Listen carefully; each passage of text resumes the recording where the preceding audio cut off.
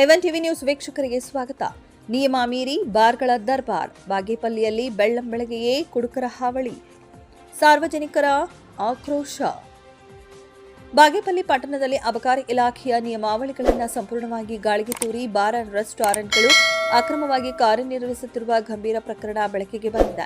ಸರ್ಕಾರ ನಿಗದಿಪಡಿಸಿದ ಸಮಯಕ್ಕಿಂತ ಮುಂಚಿತವಾಗಿ ಅಂದರೆ ಬೆಳಗಿನ ಜಾವ 5 ಗಂಟೆಯೇ ಬಾರ್ಗಳ ಬಾಗಿಲು ತೆರೆದು ಮದ್ಯ ಮಾರಾಟ ಮಾಡಲಾಗುತ್ತಿದ್ದು, ಪಟ್ಟಣದಲ್ಲಿ ಬಾರ್ ಮಾಲೀಕರದ್ದೇ ದರ್ಬಾರ್ ನಡೆಯುತ್ತದೆ.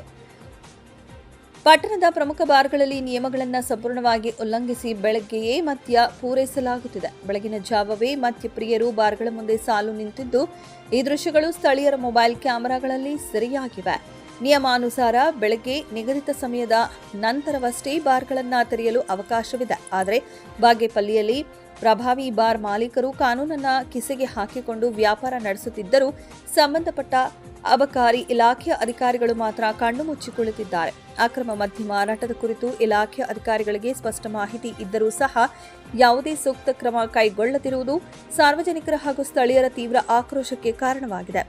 ಇನ್ನಾದರೂ ಹಿರಿಯ ಅಧಿಕಾರಿಗಳು ಎಚ್ಚೆತ್ತುಕೊಂಡು ನಿಯಮ ಉಲ್ಲಂಘಿಸಿರುವ ಬಾರ್ಗಳ ವಿರುದ್ಧ ಕಾನೂನು ಕ್ರಮ ಜರುಗಿಸುತ್ತಾರೆಯೇ ಎಂಬುದನ್ನು ಕಾದು ನೋಡಬೇಕಿದೆ.